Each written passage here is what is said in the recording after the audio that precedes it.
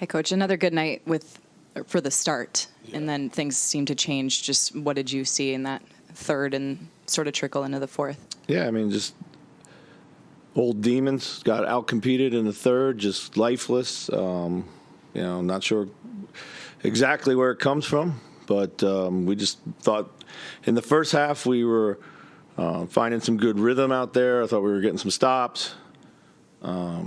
And we were moving the ball, and we were getting really good looks. And then in the second half, ball movement stops, the competitiveness stops. They get, what do they have in transition and 40-some in transition on the offensive glass? Those are just effort categories. They're not, obviously they just wanted it more than we did.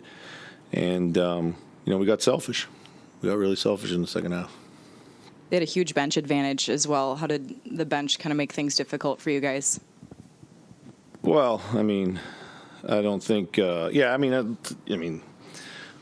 have some experienced players that came in off the bench. Burks and Joseph are really good. Know how to play and take advantage of all the mistakes that we're making for sure. But we scored 40 points and played a lot of hero ball in the second half, and that was not going to get it done. So, you touched the other night about just needing more competitiveness on the glass. Like, where can that come from at this point?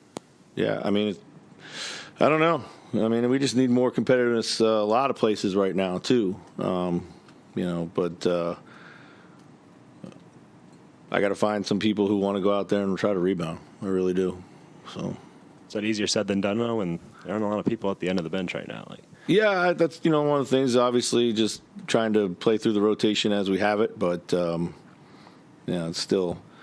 I mean, we have a couple guys, in the. Couple guys in the start. Well, yeah, we got to box out, man. I just don't know. It's the same thing all season long. I'm tired of saying it. So. What do you think? Is it like a sense of entitlement, or what is it where you think that this team's going to give a different effort in New Orleans than they are in Miami against the shorthanded Heat the team? Like, where does that come from with this group right now? I don't know. That's a good question. I think there's a lot of guys out there that have. Maybe think we're a lot better than we are. Maybe it is a sense of entitlement or whatever, but, we're getting certainly tonight we got what we deserve with the way that we approached this game. So, Chris, when you talk about some of the old demons that have been here all season, is there one that sticks out that you're most surprised hasn't improved over the course of this season? Well, I've thought that the rebounding would improve. I just thought that they're just the awareness, the habits, the want to. I just thought all that would have improved by now. You have a front line of Rudy, Kyle, and Jaden McDaniels, probably your ideal front line for defense. And yet in the second half, I mean, some of it was transition, but some of it, even on the half court, it seemed like your team was getting carved up in the paint. Is that still a lot to do with the backcourt, or is it maybe Kyle being rusty or Rudy still finding a hard time adjusting? Yeah, I think like they got to a lot of mid-range stuff early, and we weren't very good at the rim. They were able to turn corners out there. In the first half they missed some of that stuff. In the second half they didn't miss it at all. So, and it seemed like 2 or 3 of the key second half runs came out of chaotic situations where it seems like their runs. Yeah. I mean, sometimes your runs created that, but in this case, it seemed to be like a lot of loose balls that went a certain direction, or whatever. But is this becoming a confidence thing? Is this becoming a thing where a team is just beginning to scramble in their minds, like here it goes again? Yeah, I don't. That's probably a better question for the players to individually answer. To me, it doesn't feel like a confidence thing. We haven't been great on 50-50 balls all year. So when we don't get them, disappointed but not surprised. We need to, again, it's about the you can put it in the same category as the rebounding.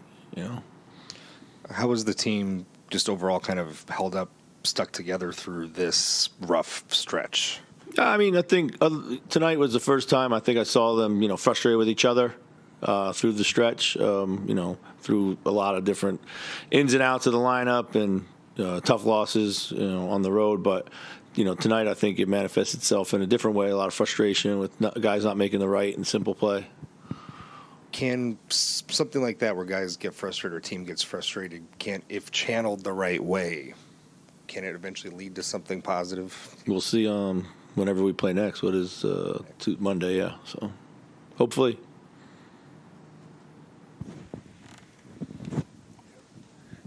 Were you pleasantly surprised at all with Ant's performance in this game, given the injury he sustained in Milwaukee?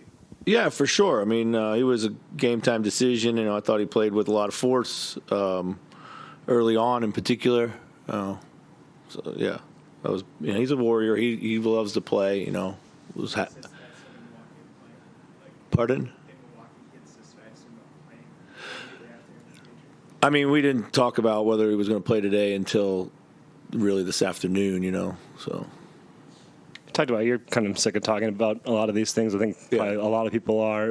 What is there you can even do about it, though? Like, is it just hoping that it finally sinks in for guys, that it finally hits a point? Or, like, is there anything you can do, like just yelling at them? Like, it's not usually something that works too much in pro sports, but what's a track that you can take after you watch the same thing over and over again? And just try to be honest with them, as honest as possible. Try to up the accountability.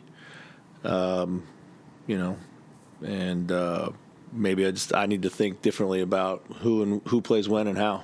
Maybe I just got to shuffle it up totally different. So.